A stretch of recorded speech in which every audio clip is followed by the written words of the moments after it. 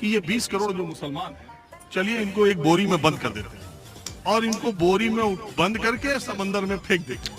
इसके बाद वाला जो चुनाव होगा, इसके बाद की जो बातें होंगी, फिर क्या होगा, तब मुद्दा क्या होगा। मैं ये कह रहा हूँ कि यहाँ कम से कम चैन से आटा तो मिल रहा है, आपको चावल तो मिल रहा है और फ्री में मिल रहा है। वहाँ तो उसके लाले पड़े हैं, उसके लिए आटे को लूटने के लिए। हाँ, वहाँ का पाकिस्तान में। राकेश पांडा जी, आपकी बड़ी कृपा होगी, पहले आप मुझे कठमुल्ला शब्द का अर्थ बता दें। वेलकम दोस्तों, स्वागत है आप सभी का चैनल की एक और नई वीडियो में। तो खबरें कई सारी हैं। कुछ खबरें कुणाल कामरा के हवाले से है, कुछ खबरें रूह अफ़ज़ा का बाइकआउट हो रहा है। गर्मी का महीना आ रहा है तो रूह अफ़ज़ा का बाइकआउट शुरू कर दिया है। कर भी कौन रहा है, शेयर करेंगे अपडेट्स आपके साथ। अनभक्तों की फजीयत भी शेयर करेंगे आपके साथ। पहले आपको बता दें कि कुणाल कामरा वाला मामला आपको याद होगा, कैसे उनका शो आया और ये पूरा कंट्रोवर्सी हुआ। अभी जो अपडेट है उसके मुताबिक बताया जा रहा है कि उनको कॉपीराइट आ गया, यानी टी सीरीज ने उनको कॉपीराइट भेजा है। इस तरीके का आरोप कुणाल कामरा लगा रहे। कुणाल कामरा अपने पोस्ट में लिखते हैं ये टी सीरीज की करतूतें हैं, कैसे उन्होंने कुछ सेकंड का कुछ गाना होगा या म्यूजिक होगा, उसका इंस्ट्रूमेंट होगा, उस पर उन्होंने कॉपीराइट भेज दिया है, जिसकी वजह से ये इनएलिजिबल आ गया है मोनेटाइजेशन के लिए, यानी अब मोनेटाइज नहीं हो सकता। और इसकी वजह से जो रीच होती है ना, उस पर भी खासा फर्क पड़ता है, यानी ज़्यादा से ज़्यादा लोगों तक जो चीज़ पहुंच जाती वो अब नहीं पहुंचेगी। इस वजह से कुणाल कामरा जो है वो ऑडियंस से, अपने फॉलोअर से मांग कर रहे हैं कि उनका शो जो है डाउनलोड करें, अलग अलग प्लेटफॉर्म पर शेयर करें, क्योंकि इस तरीके की वो जो है हरकतें कर रहे हैं मेरी वीडियो को हटाने के लिए। दूसरी तरफ जब ये खबर निकल के आई तो ये चल रहा है कि देखिए, टी सीरीज़ को बर्दाश्त नहीं हुआ, 10 सेकंड नहीं लगता उनको किसी को कॉपीराइट भेजने में, और यहाँ उन पर आरोप है कि वो कैसे किसी का गाना, किसी की म्यूज़िक चुरा लेते हैं। इस तरीके का कोई है म्यूजिशियन जिसने इस तरीके का दावा किया है कि उनका गाना था, चुरा लिया गया है।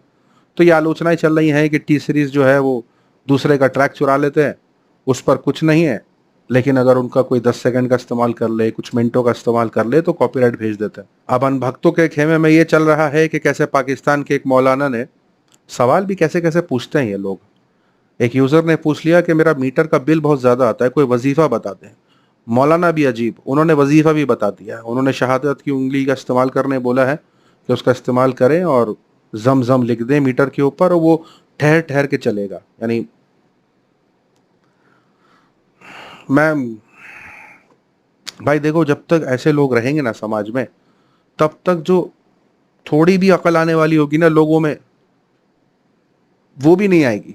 मतलब शहादत की उंगली का इस्तेमाल आप स्विचेस को बंद करने में कर लें भैया, जो एक्स्ट्रा जल रहे हैं घर के अंदर, एक्स्ट्रा एसी चलाना, एक्स्ट्रा फ्रिज चलाना, जिसका इस्तेमाल नहीं है उसको बंद कर दें तब तक के लिए। जमजम लिखना, मतलब ये क्या बातें हो रही हैं। और ये इसका मजाक भी उड़ाया जा रहा है राइट विंग्स में। हरकतें ऐसी हैं पाकिस्तान के मौलानाओं की, मतलब खैर, तो इसका मजाक उड़ रहा है। लेकिन दूसरी खबर एकदम छू भी नहीं रहे। दूसरी खबर क्या है, ये देखिए, यह है सचिन त्यागी। आपको मालूम होगा रिश्ता क्या कहलाता है, एक सीरियल था बड़ा फेमस, तो उनमें उन्होंने काम किया था। इनकी शादी रक्षंदा खान से हुई है, एक मुसलमान है। उन्होंने 30 दिन रोज़े रखे, मतलब हो जाएंगे रमज़ान। तो जाहिर सी बात है, एक हिंदू हैं, एक मुस्लिम लड़की से शादी हुई है, तो ये काफ़ी क्यूरियस थे कि भाई 30 दिन तक कैसे कोई रोज़ा रख सकता है। तो इन्होंने हदीसें पढ़ी, इस्लाम के बारे में काफ़ी नॉलेज हासिल करी। उसके बाद जो है वो जिस नतीजे पर पहुँचे हैं, उनका बयान आया है। उन्होंने कहा है कि इस्लाम जानने के लिए मैंने हदीसें पढ़ी हैं, क्योंकि मैं इस्लाम के बारे में जानना चाहता था। पहले यकीन नहीं था कि 30 दिन कोई रोज़ा कैसे रख सकता है। अब अपनी पत्नी के साथ मैं भी रोज़ा रखता हूँ। मतलब सचिन त्यागी अब रमज़ान के रोज़े रखते हैं। तो अनभक्तों की तो एकदम क्या ही बताऊँ, ये खबर सुन के तो हिल ही गए होंगे बहरहाल। लेकिन अब नैरेटिव ये है कि भाई रूह अफ़ज़ा का जो है ना वो बाइकआउट शुरू कर दो। रूह अफ़ज़ा आपको मालूम होगा, बहुत से लोग जानते हैं, बहुत से लोग नहीं जानते। एक दवाई के तौर पर लॉन्च हुई थी, बहुत शदीद गर्मी थी तो लॉन्च हुआ था। मुसलमानों ने लॉन्च किया था, 2 भाई थे, मतलब पिता ने लॉन्च किया था। 2 भाई चलाते हैं, एक इंडिया में रहता है, एक पाकिस्तान चला गया। इंडिया वाला जो था वो रूह अफ़ज़ा वाला जो ब्रांड है बहुत चल रहा है उनका। अब रूह अफ़ज़ा का जो है वो बहिष्कार चल रहा है। अब जो चल रहा है उसके मुताबिक ये है कि सबसे घटिया स्वाद वाला और बीमारियां वाला इस तरीके का जो रूह अफ़ज़ा है ना, भूल करके भी ना खरीदें। मैं तो ये सोच रहा हूँ कि बोल भी कौन रहा है, यानी गाय का मूत का सपोर्ट करने वाले लोग रूह अफ़ज़ा का बहिष्कार कर रहे हैं। मतलब हद हो गई है, कुछ भी चल रहा है, फजीयत हो रही है जबरदस्त तरीके से अनभक्तों की। आज वीडियो पर रिएक्ट करेंगे आपके साथ। मेरा ये मानना है कि जो अभी चेहरे हैं ना, वो हमारे देश के लिए बहुत काम कर रहे हैं सर। अच्छा, हमारा देश बहुत तरक्की कर रहा है। आप, मैं यकीन मानिए कि फॉरेन में आप तो गए ये तो देखिए, फॉरेन का तो ठीक है, सारे लोग जिनसे मैं बात करता हूँ राह चलते, उनको देश के बारे में शायद इतना पता नहीं है, लेकिन ये जरूर वो जान गए कि विदेशों में भारत का नाम बहुत ज्यादा होता है। खुद भी भारत से कभी बाहर गए हो चाहे ना हो, आप देश का कोई 3 काम प्रधानमंत्री नरेंद्र मोदी का जो अच्छा मानते हैं वो बता मैं दें। बताता हूँ सर। एम्स कितने बन गए सर, ये तो आप भी जानते होंगे। पहले एम्स कितने थे देश में? मात्र मुश्किल से 3 ही थे शायद। अभी बता दे तो अगर हार्ट अटैक आया है ना, तुम तनी एम्स में तुम जाके दिखा दो। सपोज को छोटा सा हार्ट अटैक आया है ना, दिल बाहर चल जाएगा निकल के भड़क तड़क के, तो शायद नंबर तुम्हारा आए कि ना आए नहीं है। लेकिन अगर एक मंत्री जी को कान में खुजली हो जाएगा ना, एम्स का एचओडी चलाएगा, हेड ऑफ द डिपार्टमेंट, कान डिपार्टमेंट, ईएनटी का एचओडी, सर कान में खुजली हो गया तो कोई बात नहीं, ऐसे ऐसे खुजला दीजिए सर, ऐसे ऐसे, हाँ ठीक हो गया, ठीक सर। अब तो जहाँ एम्स बना है वहाँ के लोग देख रहे हैं कि एम्स में क्या है। जब चीजें बनती हैं, अरे मैं ये नहीं कह रहा हूँ कि एक दिन में ये एम्स कोई एक दिन में नहीं बना, और काम बताइए। इंफ्रास्ट्रक्चर खड़ा हो गया। और काम क्या सर?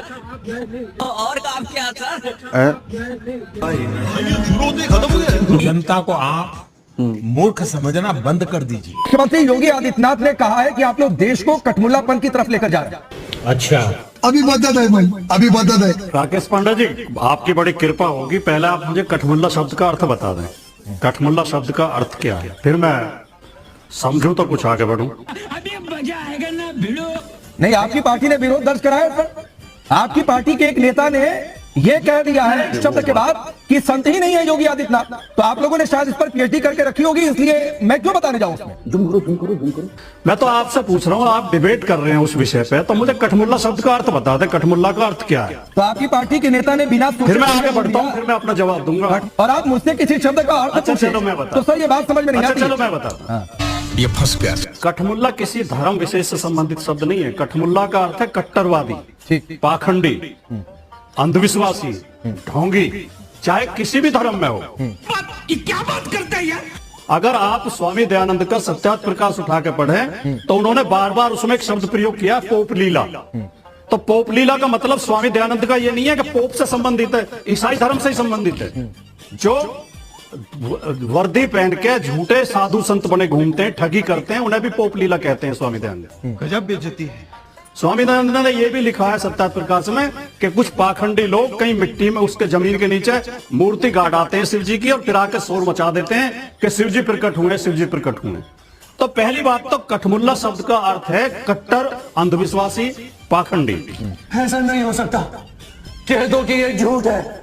हमारे यहाँ ऐसा ही होता है। मैं चलिए कहता हूँ आपसे, एक कल्पना करता हूँ कि ये 20 करोड़ जो मुसलमान हैं, चलिए इनको एक बोरी में बंद कर देते हैं और इनको बोरी में बंद करके समंदर में फेंक देते हैं। इसके बाद वाला जो चुनाव होगा, इसके बाद की जो बातें होंगी, फिर क्या होगा, तब मुद्दा क्या होगा? नहीं, ये कल्पना आपकी हो सकती है, आम आदमी की नहीं हो सकती। ये आप अपने व्यक्तिगत रूप से कह सकते हैं कि बोरी में भर के फेंक दिया जाए, संभव नहीं है और न हो सकता है और न कोई चाहेगा।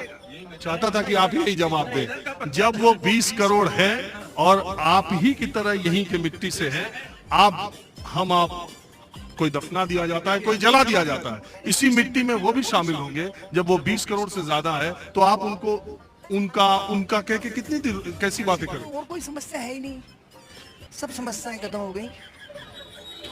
हिंदू मुसलमान ही रहेगी। मैंने बता नहीं दिया आपको, इंजेक्शन ऐसा है जिसका कोई इलाज नहीं है, वो फैल चुका है। कोरोना तो आया गया।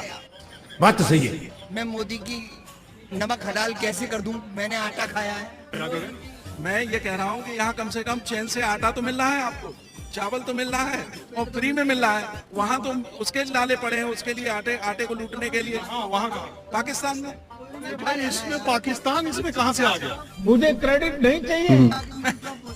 मैं इसलिए कह रहा हूँ कि जहाँ एक कम्युनिटी विशेष का नहीं तो, लेकिन जब आप मुसलमान की बात करते हो तो आप पाकिस्तान की बात क्यों करते हो? क्यों नहीं की जाएगी? हमारे देश में जो मुसलमान है वो किसी भी हिंदू से कम हिंदुस्तानी कैसे है, या आप कैसे डिसाइड करें? ये बात ठीक है, कम हिंदुस्तानी नहीं है, कम हिंदुस्तानी नहीं है। फिर जब आप नहीं, मेरा देखिए बात जब हिंदुस्तान की हम कर रहे थे, आप कह रहे हैं वहां तो आटा भी नहीं मिला। नहीं ठीक है आगे, वहां हमसे उनकी क्या तुलना है? हमसे तो उनकी कोई तुलना नहीं है। वहाँ भिखारी शायद हिंदुस्तान में उनसे अच्छी स्थिति में हो, लेकिन जब हम चर्चा यहाँ करते हैं तो आप पाकिस्तान की चर्चा क्यों करते? बिना मुसलमान और पाकिस्तान की आपकी चर्चा पूरी नहीं होती। जब आप मुसलमान की बात करोगे तो पाकिस्तान की करोगे। देखिए वो तो गुलाब गुलाब की जगह होता है और कमल कमल की जगह होता है, दोनों की अलग अलग बात करनी पड़ेगी। ये तो जहर फैल गया। लेकिन नहीं सुनिए, हजारों चैनल आप जैसे कितने, किस का जवाब दोगे, किस से डिस्कशन करोगे?